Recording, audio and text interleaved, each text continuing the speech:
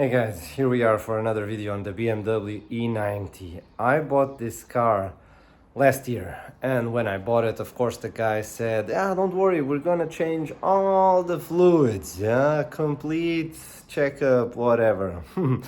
But let's have a look. So this was last year, okay? Let's have a look at the brake fluid and let's see how much water is in the brake fluid, shall we? So, good idea for any car owner to buy. You can buy one of these brake fluids testers. What's it called? It's a brake liquid tester. I would call it brake fluid, but okay. Here on the BMW 90 we have this box here. It has just a couple of clips that you can pull, I think. Here we go, and this one also. And we have access to the brake fluid reservoir. So let's open it if we can. Let's open here the cap and let's have a look. It looks like shit, actually. It's very dark and I should have checked. I don't know, you know. In German they say Vertrauen ist gut, aber kontrollieren ist besser. And in English they say trust but verify. So let's verify, shall we? Huh? Surprise, surprise. So it's not possible that it stayed like this within 1 year, which only means one thing. The guy lied to me.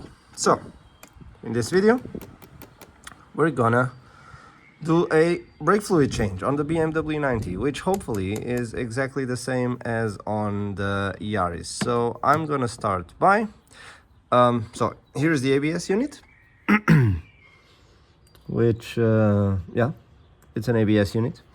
It's actually braking by itself when you're on a traffic light or something, which is nice. Doesn't matter. Anyway, you need to identify where your ABS unit is. Normally it's on the driver's side, but not always. For example, on the Suzuki, it's on the passenger side. And then you should start by lifting. And well, you don't have to, but it helps if you remove the wheel which is furthest away from your ABS unit, so that we can start flushing it. I have my brake bleeding bottle. So similar to the Yaris, we're gonna take the wheel off. We're gonna crack the brake caliper's nipple and then attach this hose and start draining the fluid out. I have 3 liters of fluid. This car is a bit bigger than the Yaris. I'm planning on just using 2 liters. Okay, here we go. This is how I've installed the bottle. This is just that the bottle is not falling off as the fluid starts to come in. Here's the nipple, so I can expose the nipple by pulling this rubber thing. Let's see, I hope this is not too rusty. I have one of these flared wrenches, which is what should be used, but I'll see if they crack open easily. If not, then I can just start by using a socket here, then that should work without issues, and then continue with the wrench, because the idea is that we open this while the bottle is attached like so. And of course this way we cannot use a socket, so we have to use a wrench then to open and to close. But yeah, so I'll take care of that. All right, I'm happy to say this opened like this, just with the flare nut wrench, without any issues. So it's open, the bottle is attached. I thought I was going to start seeing here some fluid, but not really. So I'm gonna try to pump the brakes and see what happens. Here we go. So slowly pump the brakes. Oh, this goes all the way to the bottom. It's crazy how easy. So we should see already quite some fluid in the back. Let's see. Yeah, absolutely. We have some dark fluid here coming up the bottle. I should have here some paper actually on the floor, just in case something will come out, which it will almost for sure. But anyway, this looks good for now. Let's check the reservoir. Reservoir is also looking good, so the level is at the moment here. Not sure if it's easy to see, even if I shake it, but the level is right here. So I'll pump the brakes until the level reaches here, the minimum. And I guess this is for the clutch, which is interesting. I didn't know this car had a hydraulic clutch, so it's even more important to flush this because it's the fluid of the entire system, right? Should be clean as much as possible. So I'm really disappointed the guy didn't flush it as he said he would, but okay. So now we just pump until level reaches the minimum here, and then we start filling it up with new fluid. So the level is now exactly on this plastic ridge here, whatever it is. So I have here, what do I have?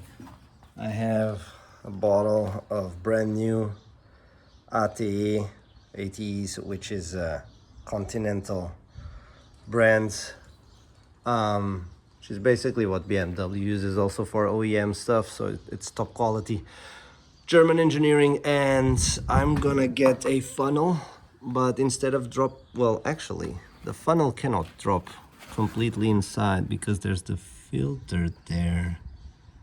Yeah, tricky. But I might remove this filter. Nah, the filter is okay because the liquid will go also out of the sides, because I want the new fluid to stay on top of the old fluid as much as possible, right? Because this stuff is going down. Yeah, so I'll get the new fluid, I'll top it off, and then I'll just keep pumping until I see new fluid come out of the bottle at the back or at the rear.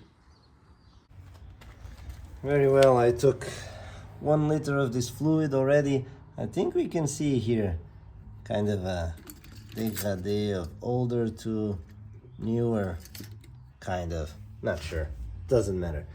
Took 1 liter. Now I'm going to put the old fluid back in the empty can. This is closed, so that's all. Gonna put the wheel back on, and now I'm gonna do the same with that wheel. So the driver side rear wheel, and then passenger side front wheel, and then driver side front wheel, and with the next liter of fluid.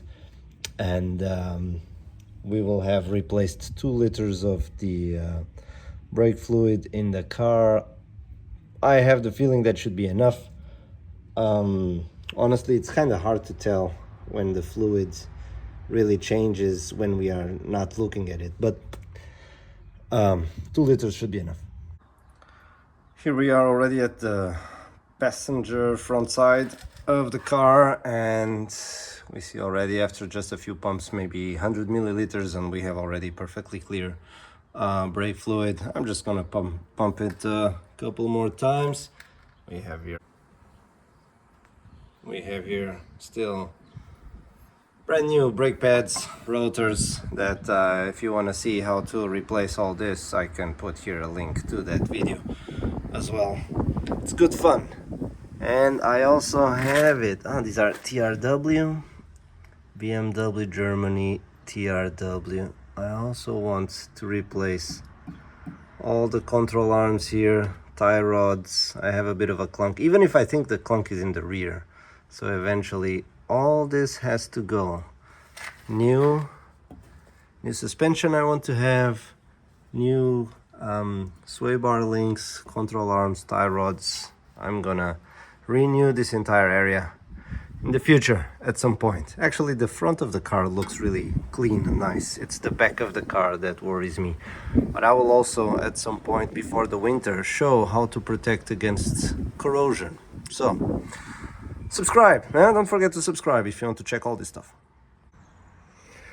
Cool, I'm all set. So I think it's easy to see here the mark where the fluid is, so it's a good idea to make sure you leave it below maximum level, because otherwise when you are doing a brake pad job and you push the cylinders in, you'll have brake fluid. Sorry, I have to sneeze.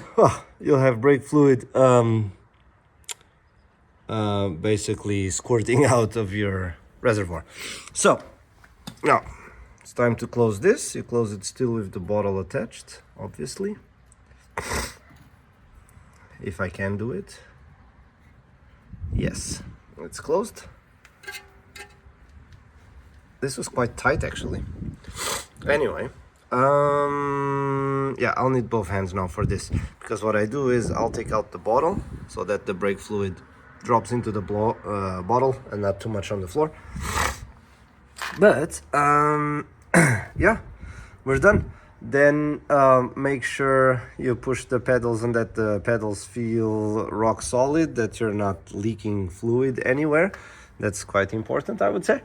Well, I'll come back in a bit just to show you now how the brake fluid test looks like.